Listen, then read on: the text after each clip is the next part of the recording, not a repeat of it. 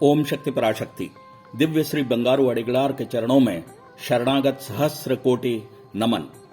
मेलमरुवत्तूर आदि पराशक्ति सिद्ध पीठ में मंगलकारक नवरात्र महोत्सव के 8वें दिन आज स्वयंभू माता मिश्री के कवच में और मां आदि पराशक्ति सभी कलाओं के अधिष्ठात्री चतुर्भुजी मां सरस्वती के श्रृंगार में दाहिने ऊपरी हाथ में जपमाला, बाएं में पुस्तक और निचले दोनों हाथों से वीणा को संभालती खिले कमल पर विराजित होकर दर्शन दे रही है। विद्या की देवी सरस्वती हीरे के समान दमकती हुई गंभीर मुद्रा में सुंदर रूप में अपना प्रकाश फैला रही है। इन्हें ज्ञान शक्ति के नाम से पुकारा जाता है। इनको अनेकों नामों से जाना जाता है, जैसे ज्ञान वाहिनी, गायत्री, शारदा, श्वेत कमल वासिनी, आदि कारिणी, सकल कलावल्ली, वाणी, हंस वाहिनी, सावित्री आदि आदि।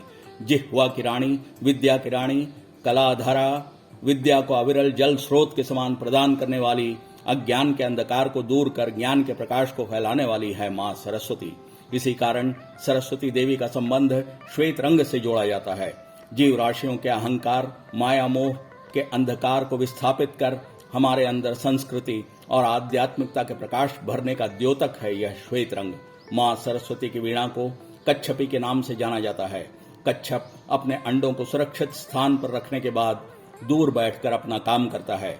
उसी प्रकार मरुवत्तूर अम्मा हम बच्चों को सुरक्षित जगह पर विराजमान कराकर अपना उत्तरदायित्व यानी हम में ज्ञान उत्पन्न करने का काम करती है। यह वीणा नादमय ब्रह्म का बोध कराती है। इस वीणा में अनेक देवी देवताओं का वास कहा जाता है। यह वीणा संगीत के हर लय का साथ देती है। वीणा के सुर स्त्री सुर के समान होते हैं और यह स्त्रियों की महत्ता को दर्शाता है। वीणा की तारें इंद्रियों को दर्शाती हुई हमें बोध कराती है कि जैसे तारों पर नियंत्रण एक कर्ण मधुर नाद की रचना करता है, वैसे ही अगर हम अपने इंद्रियों पर नियंत्रण रखें तो जीवन भी मधुरिम होगा। मां सरस्वती हमें विद्या देती है। विद्या से विनय प्राप्त होता है। विनय के रहने पर पात्रत्व की प्राप्ति होती है और पात्रत्व से उपार्जित धन से किया गया दान धर्म सुख देता है। अर्थात मां सरस्वती ही सुख संप्रदा प्रदायक है। उनका वाहन हंस पानी मिले दूध से केवल दूध को अलग कर ग्रहण करता है और जल छोड़ देता है। उसी प्रकार इस संसार में उपलब्ध सभी विषयों में हमें अच्छाइयों को चुनकर लेना चाहिए और बुराइयों को त्यागना चाहिए।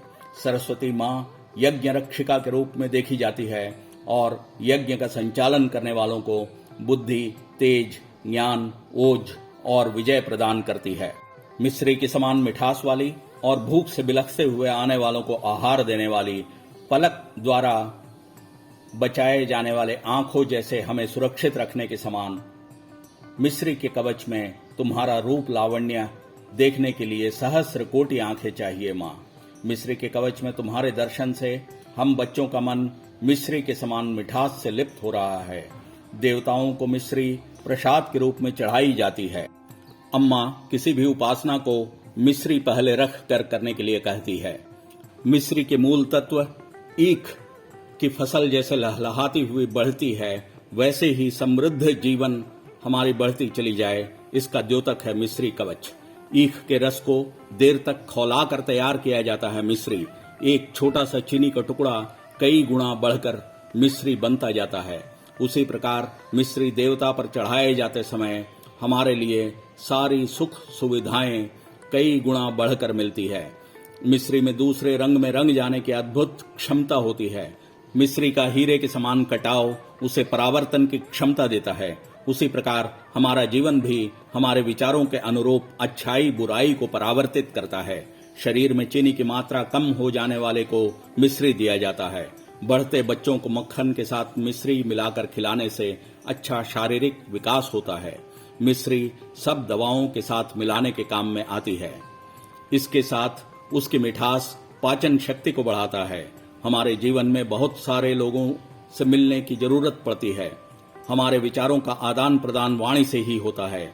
अतः हमें अपनी वाणी में मिठास भरनी चाहिए ताकि दूसरों को भी खुशी मिले और आपको शीतलता।